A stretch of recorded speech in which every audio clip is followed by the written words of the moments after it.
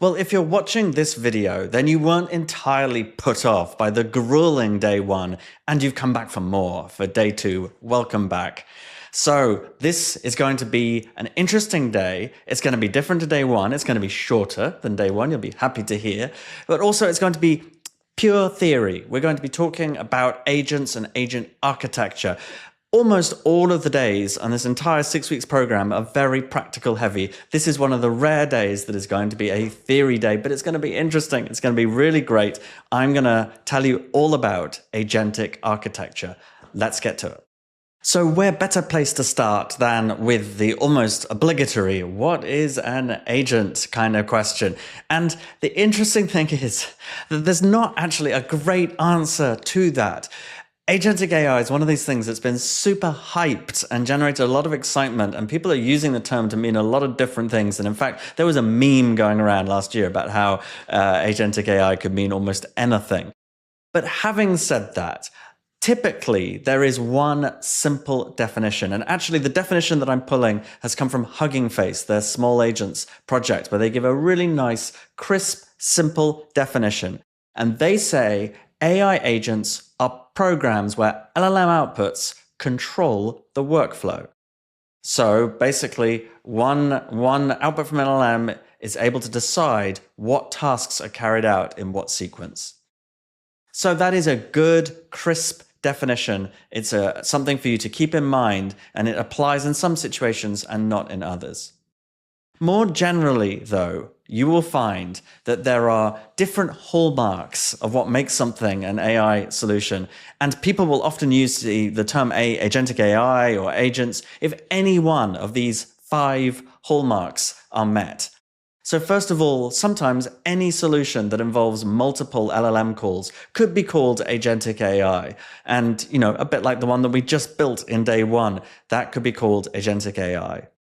Now, this one, LLMs with the ability to use tools, that's often what people think of as the kind of litmus test for whether something is agentic. If you remember when we looked at the N8N idea at the beginning of the first lecture, when I had it turn on the lights that I was wearing, that was an example of tool use. And we're going to be talking a lot more about tool use. So that's obviously a hallmark quality as well.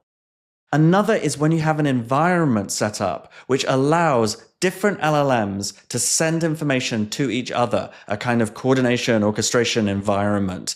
That in itself, for some people, defines agentic AI.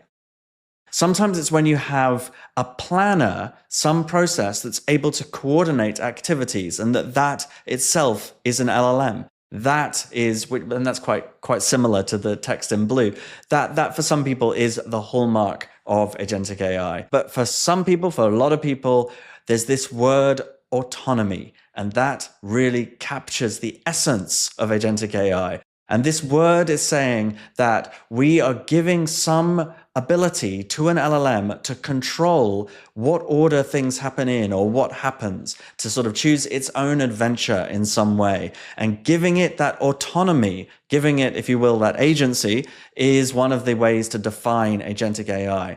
And in some ways that sounds kind of spooky, like what does it mean to have an LLM, a statistical language model that is autonomous? And to be honest, it's just sort of fancy use of language. In many ways, you could argue that exactly the project that we just did, the challenge that I set you to have an LLM come up with a business sector that would then be analyzed for pain points. In some ways, it was showing autonomy there because it was able to choose what business sector to use. And even more straightforward was when we asked for a question and then we had it answer the question. It had a level of autonomy. So you can see how any time when we're giving an LLM the opportunity to decide how we will carry out future actions, you could think of that as giving it autonomy and that being a way to describe agentic AI. And just to go one level deeper, Anthropic wrote this brilliant post that's called Building Effective Agents. And I will refer back to that many times because I think it's just so clear and well written. And in that particular paper or that blog post, they distinguish 2 types of what they call agentic system. So this is their terminology, but they would say that there's this umbrella term, agentic system. And under that umbrella term, there are 2 different categories. And one category is called workflows. And these, as it says, are systems where models and tools are orchestrated through predefined paths. And they delineate between that and something called agents. And agents are where models dynamically direct their own processes and tools, maintaining the control over how tasks get accomplished. So these are the two different sort of subfields under agentic system. There are workflows and there are agents. And you can see they're sort of hinting that perhaps the things that a lot of people call agents are in fact workflows. So they're drawing that distinction, but they do still describe the whole thing as being agentic systems. So it's a bit of wordplay there. Does that mean that workflows are agentic or not? I guess they are, but you can see there's some ambiguity in the terminology, but I do think this is a helpful framework for distinguishing between these two worlds. And we're now going to go deeper. We're going to look at each of these and look at some common design patterns. And this should hopefully start to bring things to life and show you about how we can apply this kind of thinking to actual projects. Next, we're going to peel back the onion a little bit more on workflows, looking at different types of workflow. Anthropic identifies 5 different design patterns that you'll find when building agentic systems that have workflows in them. And let's go through each of them and talk about them. This is the first one. They call it prompt chaining, and it's a simple one. What you're seeing here in this diagram, obviously the in and the out on the left and the right is the beginning and the end of the workflow. The yellow boxes represent calls to models, to LLMs, and the blue boxes is where you potentially have just some code that you've written, some software, and it's optional. And what you'll see there is that this is simply saying you could have an LLM carry out some task, and then potentially, based on some code, you could then pass that to a second LLM, and that output could go to a third LLM, and that could be the conclusion. And actually, this is really similar to what you just did. This is similar to that commercial question when we ask an LLM first, pick a sector, and then given that sector, pick a pain point, and then pick a solution. And obviously it doesn't need to be 3 LLMs, it can be as many as you want. But this is the idea: you are chaining a series of LLM calls, decomposing into a fixed set of subtasks. And the reason you might want to do that is because you can take care to frame each LLM call very precisely to get the best, the most effective LLM response based on that prompt. So it allows you to really work on each of those tasks being very effective, and then keep your whole process, your workflow on guardrails by taking it step by step through a sequence of well-defined tasks. Now, I want to make a point that you might have already thought of.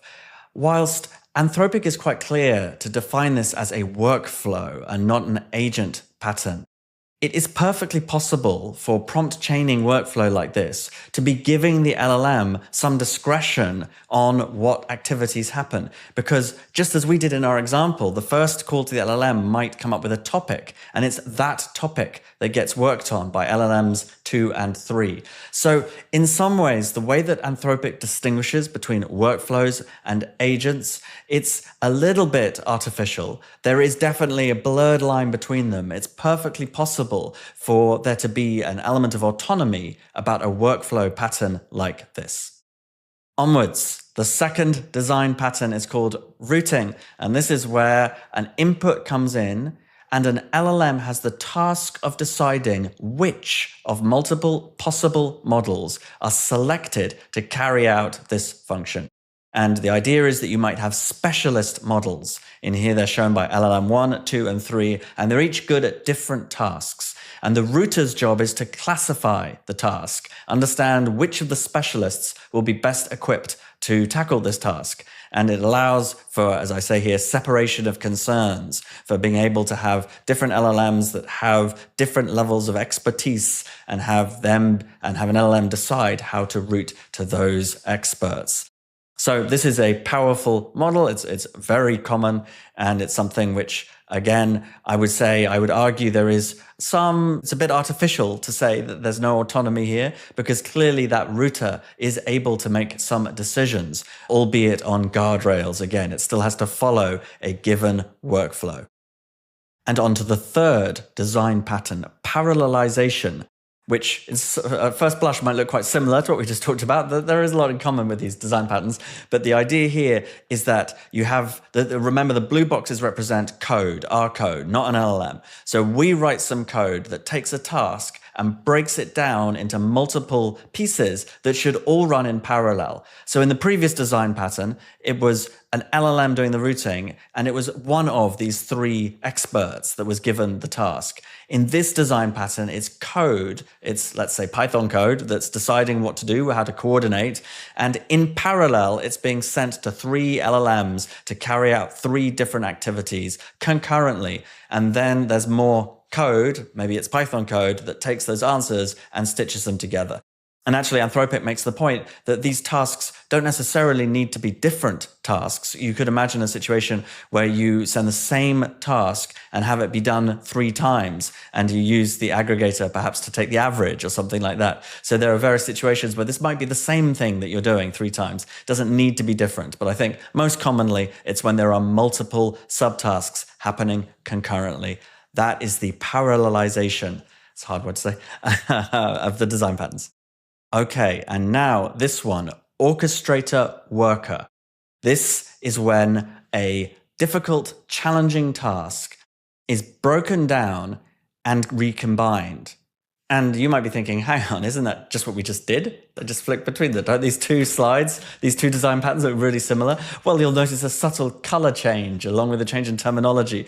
The key point is that this is exactly like the prior design pattern, except it's no longer code that's doing the orchestration. It's an LLM.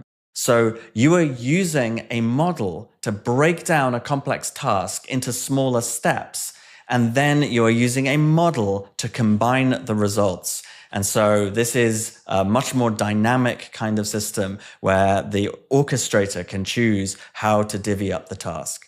And again, I would argue that it's quite artificial to categorize this as a workflow rather than an agent pattern that we'll look at in a minute, because clearly that orchestrator has discretion over how it divvies up the tasks, and it could choose how many different LLMs get assigned the activity. So saying that this is just a fixed workflow is perhaps a stretch. So, I think you get the overall idea. There's certainly more constraints on this than when we come to the more flexible agent flows. But generally, the idea here, LLM breaks down the task, LLMs carry out each expert task, LLM synthesizes the task for an output. That is pattern 4, the orchestrator worker.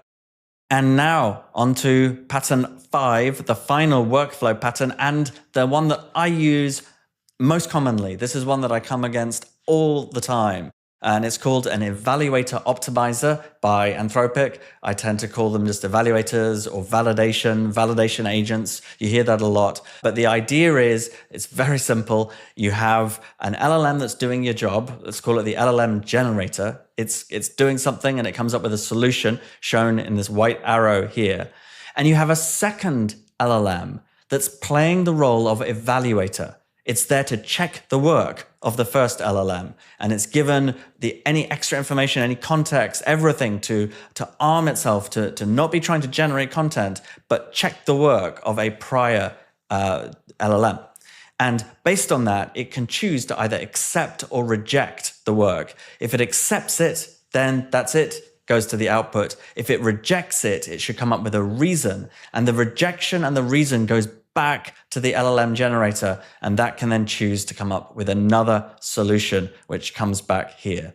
And so you can see this sort of feedback loop setup. It's very powerful. Of course, one of the key concerns of building production systems with LLMs is about accuracy, predictability, robustness of the responses. And having validation agents, having these kinds of evaluator optimizer flows in your LLM solutions is a really powerful way to increase the accuracy and build more guarantees. There's never full guarantees with LLMs, but build a higher level of guarantee around the quality of the final output. So this is a really effective pattern. I use it all the time. And of course, we'll have plenty of examples on the course, and you should be able to think about how you could apply this to LLM solutions in your day jobs right away. And so with this, we now turn to the other category, the second category of agents. So by contrast with the workflow patterns, with agents, the process is more open-ended. It's something that can keep going. It has feedback loops. It's typically a design that allows for information to come back and be processed multiple times. And importantly, there's no fixed path through the design pattern. It's not like there's a series of steps as we had in those prior patterns, but rather it's something that's fluid and dynamic. And as a result, it's something which can be much more powerful. There's a much greater kind of problem that could be taken on by this sort of agent pattern, but it's less predictable. And so there are absolutely concerns about robustness, about guardrails, about how do you get the best out of this kind of flexibility, but still have a system that can run in production and be guaranteed to complete in a certain time, and so on. And this is the diagram that I would bring up, which is a fairly generic kind of diagram that's just meant to show that you have the inputs and outputs now shown as a human, but we don't really have output anymore. We have environment that's meant to reflect some sort of outside world that can be interacted with, such as the lights that I wore around me. That the human can make a request that goes to an LLM. The LLM is able to take actions on the environment, as you can see, and the LLM is able to get back information from the environment in some way. And then this is simply a repeating loop. The LLM can continually make other actions and get back feedback. And at such time as it desires, it can choose to stop. And so this is the diagram, and there aren't more specific design patterns because it is in itself this sort of open-ended design pattern. It's saying this is it's almost a sort of meta design. It's saying the LLM gets to choose its own design for how it's going to solve the problem. And that's really, it's quite hand-wavy, but that's the way to distinguish it. If we look back at this pattern, I mean, this pattern arguably also could keep going forever. It's not as if this has a fixed stop, but there's clearly more certainty about what's happening for what reason than with the agentic patterns, where it is more fluid by its nature. So that's really the core idea behind the agent patterns, that there is much more flexibility that allows us to be able to solve much more complex problems where LLMs can really plot their own paths. But it does introduce some new issues, such as not knowing how long it will take before it will complete its task, not knowing whether it will complete its task at all, not knowing what kind of quality outputs we will get, and not knowing how much it will cost. These are all the kinds of challenges that agent developers like ourselves need to face. And they are the sorts of things that we will be tackling in the coming weeks. And so if this feels a bit unsatisfying, that the design patterns for workflows are so clear and now this looks just so loose, then all I can say is, as we put this into practice, as we code different real agent environments, this is going to become more and more concrete, and you're going to be able to, you'll see this as second nature before too long. Now, let's just quickly say a few more words about some of the drawbacks that I alluded to a second ago with using agent frameworks and agentic AI and design patterns. So obviously, there is this sense that you have an unpredictable path. You don't actually know what order tasks will take place in, or even what tasks will happen. You don't know what the output will be. There's no guarantees that you're going to get a great output. Now, this whole agentic architecture allows us to take on much bigger, harder problems than we've ever been able to take on before. But it does have this inherent uncertainty associated with giving LLMs autonomy over how they tackle problems. There's also unpredictable costs. I alluded to that as well a moment ago. But because you don't know how long it's going to take, you don't know how much it's going to cost in terms of running the APIs and potentially building up a big bill. And so, as a result, there's a couple of mitigations that are incredibly important, both of which we will spend plenty of time on in the coming weeks. One of them is, of course, monitoring, being sure that you have the kinds of visibility into what's going on behind the scenes, so you can understand what's going on with your models, with their interactions, particularly when you have potentially many agents all interacting.